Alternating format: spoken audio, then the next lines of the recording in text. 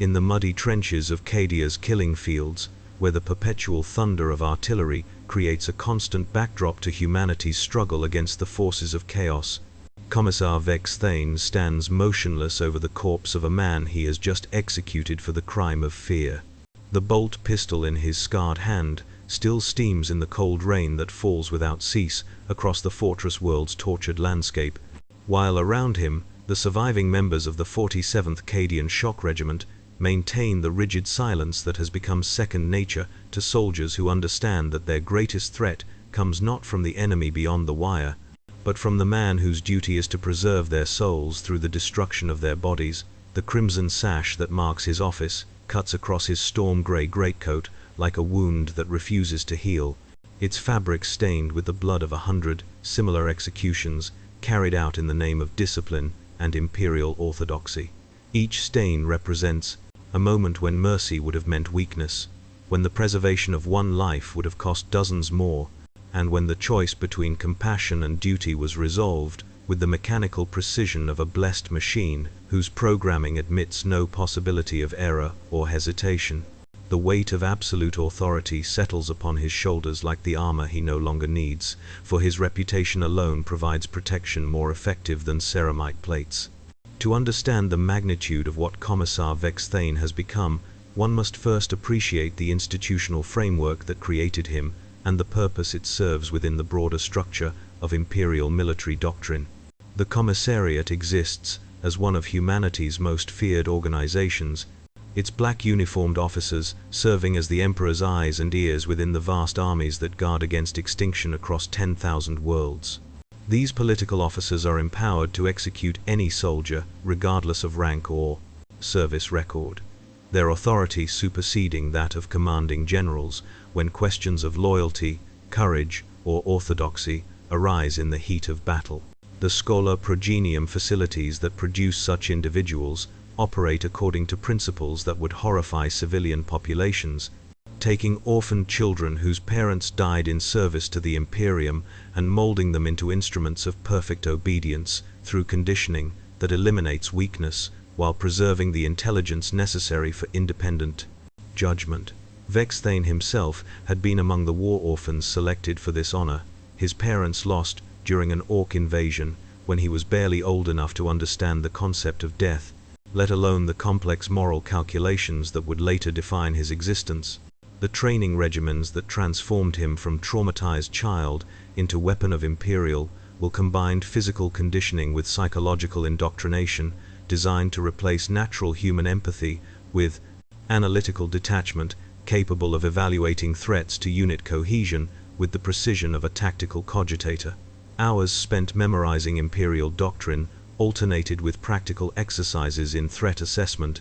while simulated combat scenarios tested his ability to identify and eliminate problems before they could compromise mission effectiveness.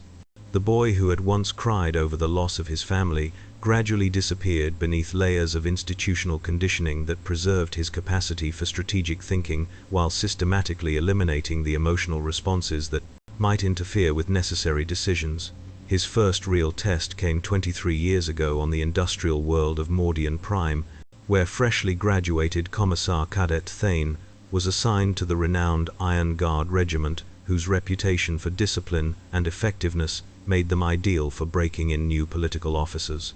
The moment that transformed him from student into executioner arrived during an Orc assault on the planetary capital, when veteran Sergeant Korvax cracked under the pressure of watching his squad torn apart by alien savagery and ordered a retreat without permission from higher authority. Standing in the mud with his bolt pistol drawn and rain washing the blood from his uniform, the young Commissar understood that his first kill would not be an enemy of humanity, but a man whose only crime was the universal human failing of fear in the face of extinction. The weight of that trigger pull resonated through every fiber of his enhanced nervous system as the bolt round obliterated Sergeant Korvax's skull in a spray of bone and brain matter that painted the trench walls with the consequences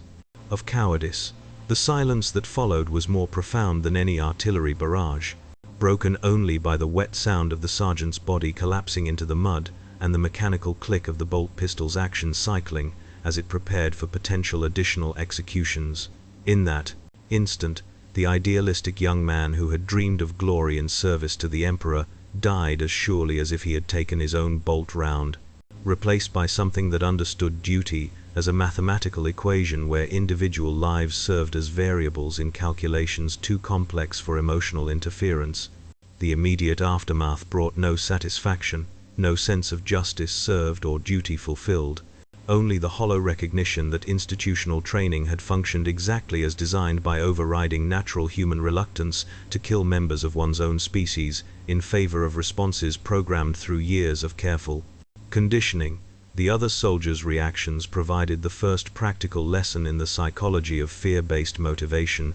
as their terror transformed into the hyper-vigilant alertness that would keep them alive through battles that broke less disciplined units. Their survival validated the necessity of his action, while simultaneously creating the isolation that would define every subsequent day of his service to the Imperium. The daily existence of a commissar revolves around the constant evaluation of subordinates for signs of weakness, heretical thought, or the subtle indicators that predict when battlefield stress will overcome institutional conditioning and transform loyal soldiers into liabilities that threaten unit cohesion. Each morning begins with reviews of disciplinary reports, morale assessments, and casualty statistics that tell the story of men pushed beyond normal human endurance while maintaining the fighting effectiveness upon which Imperial survival depends. His rounds through regimental positions involve systematic observation of behavior patterns, conversation topics,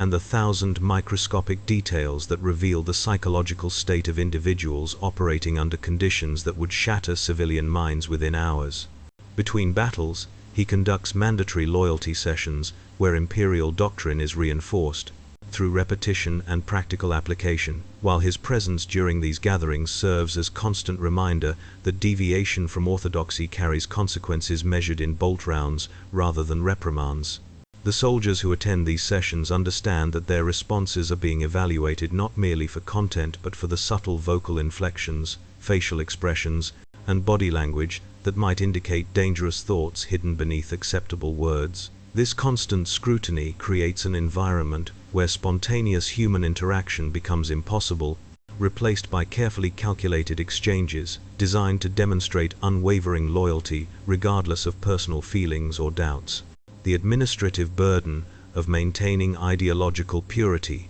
extends far beyond simple observation into realms that require sophisticated understanding of human psychology and group dynamics. Commissar Vexthane's quarters contain detailed files on every soldier under his authority, their contents documenting family backgrounds, psychological profiles, combat records, and the complex web of relationships that bind military units together or threaten to tear them apart under pressure.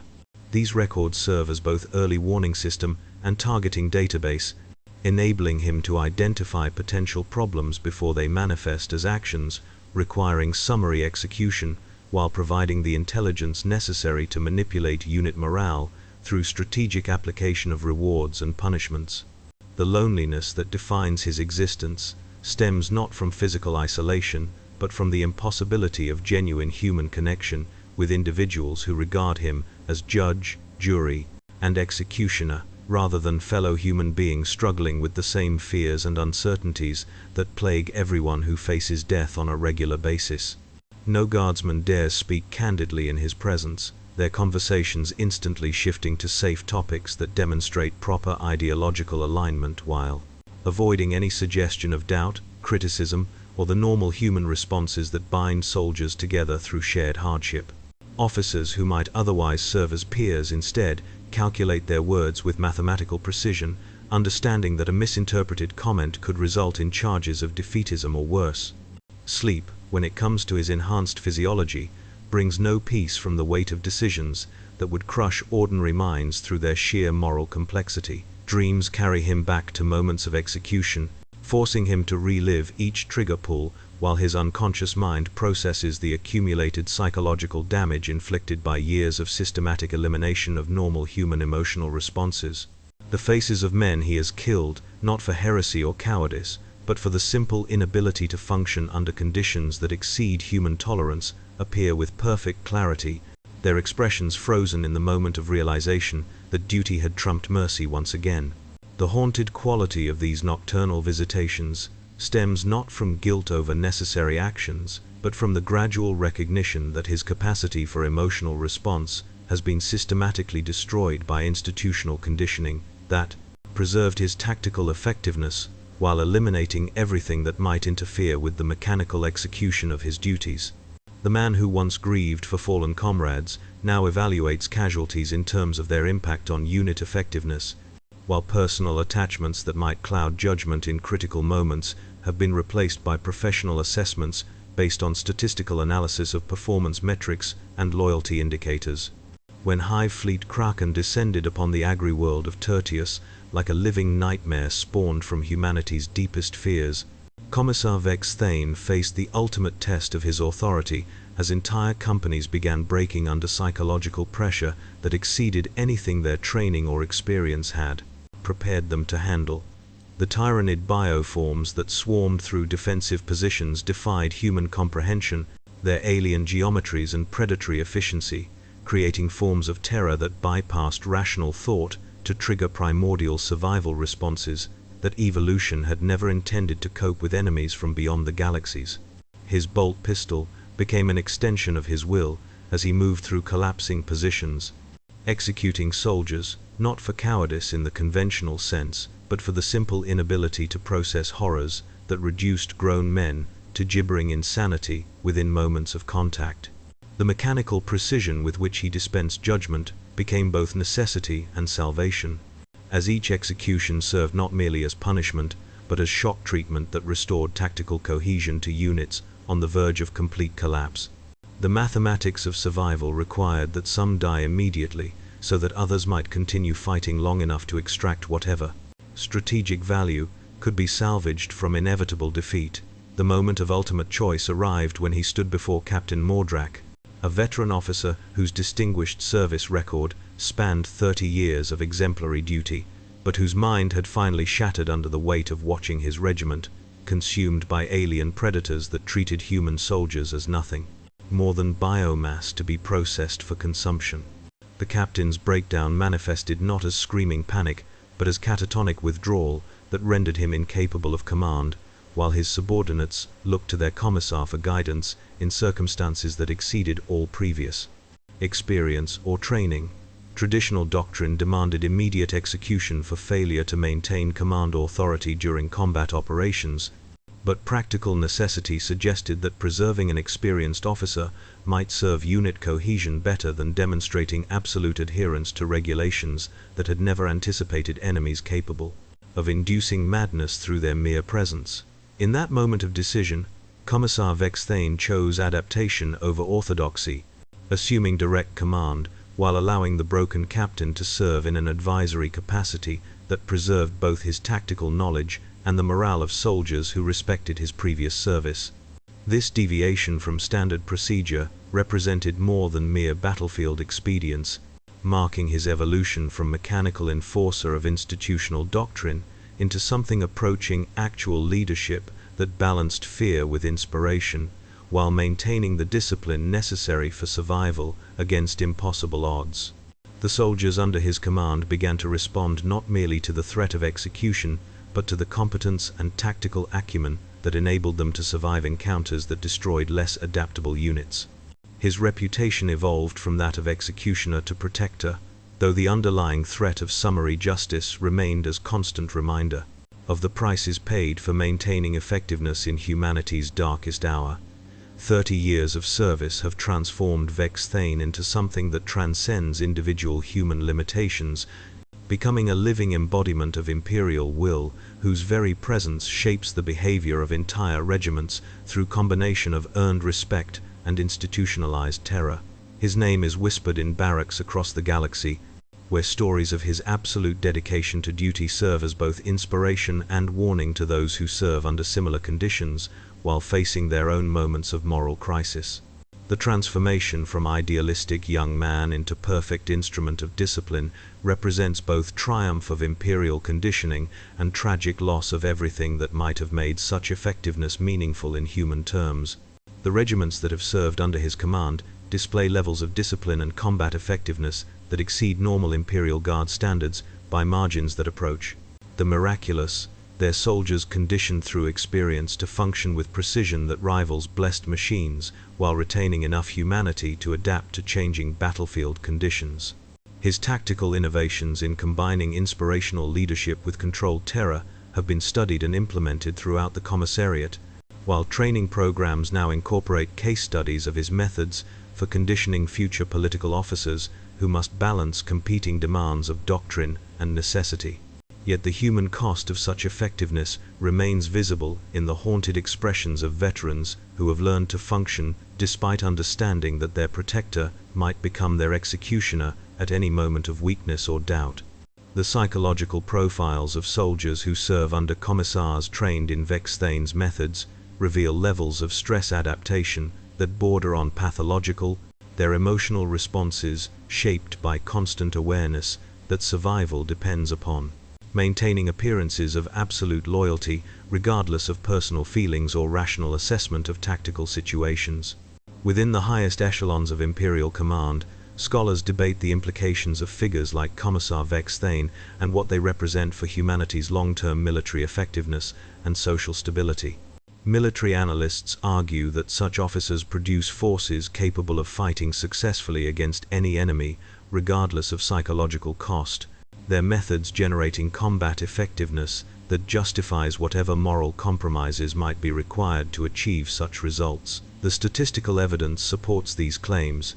as units serving under commissars, trained in fear-based motivation techniques, display casualty rates and mission success percentages that exceed conventional Imperial Guard performance by significant margins. Opposition voices within the administratum and ecclesiarchy contend that methods which systematically eliminate normal human, emotional responses may prove counterproductive when applied across entire military organizations, creating forces that are tactically effective but strategically brittle due to their inability to adapt to circumstances that require creative thinking or genuine initiative. The theological implications prove equally troubling, as the transformation of protectors into sources of terror raises fundamental questions about the relationship between Imperial values and the methods used to preserve them.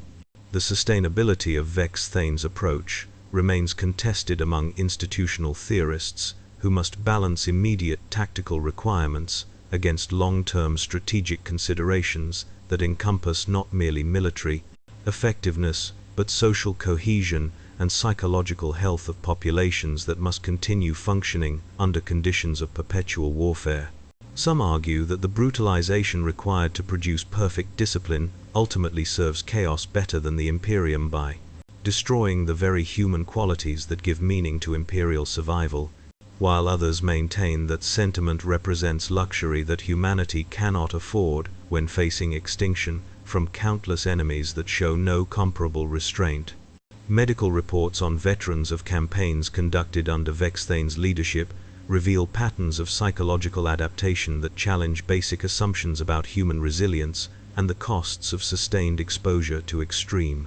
stress. Soldiers who have served multiple deployments under Commissar authority display emotional profiles that approach those of lobotomized servitors, their responses to stimuli limited to narrow ranges that exclude most normal human reactions while preserving tactical functionality. The question of whether such individuals remain recognizably human becomes more than academic when considering the implications of military policies that might systematically transform entire generations of Imperial citizens into functional automatons.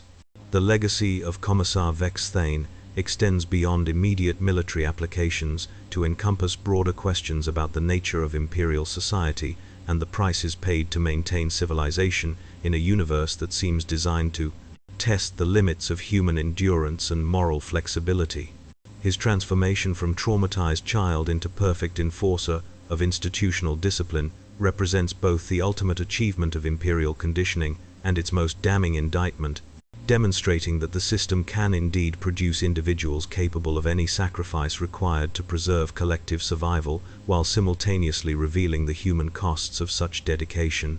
As we contemplate the figure who stands eternal watch over humanity's armies, maintaining discipline through methods that would horrify those he protects from knowledge of their necessity, we must confront uncomfortable truths about the relationship between protection and control, between service and sacrifice, and between the preservation of civilization and the systematic destruction of the qualities that make civilization worth preserving. His story serves as both inspiration and warning about the prices paid by those who accept absolute responsibility for others' survival while surrendering everything that might have made their own existence meaningful. In the grim darkness of the far future, where humanity faces extinction from forces that exceed comprehension and threaten annihilation through methods that defy rational response, figures like Commissar Vex Thane represent both salvation and damnation, wrapped in the same storm-gray greatcoat. They have become what the Imperium requires, perfect instruments of discipline, who remember just enough of their original humanity to understand exactly what they have sacrificed in service to powers that demand everything while offering nothing but the grim satisfaction of duty fulfilled, regardless of personal cost. The trenches where he maintains his vigil continue to echo with the sounds of war, while the soldiers under his protection sleep uneasily, knowing that their greatest enemy may be the man whose sworn duty is to preserve their souls through whatever means necessity demands. His bolt pistol remains ready, its chamber loaded with justice that admits no appeal, while his scarred hands rest upon the grip with the casual familiarity that comes from years of practice in the art of loving through destruction. In choosing duty over compassion, he has gained the power to preserve thousands while losing everything that might have made such preservation worthwhile, creating a paradox of salvation that defines not merely his existence, but the entire Imperial project of survival, through the systematic elimination of weakness in all its forms. For in the end, those who would protect humanity from its enemies must first become something other than human themselves, transforming into guardians whose very nature threatens that which they seek to preserve, while simultaneously ensuring its continued existence through methods that mock the values they claim to defend. The price of such service can never be fully calculated, only accepted by those with sufficient strength to bear burdens that would crush lesser souls, while maintaining the appearance of certainty required to inspire others who lack the courage for such ultimate sacrifice.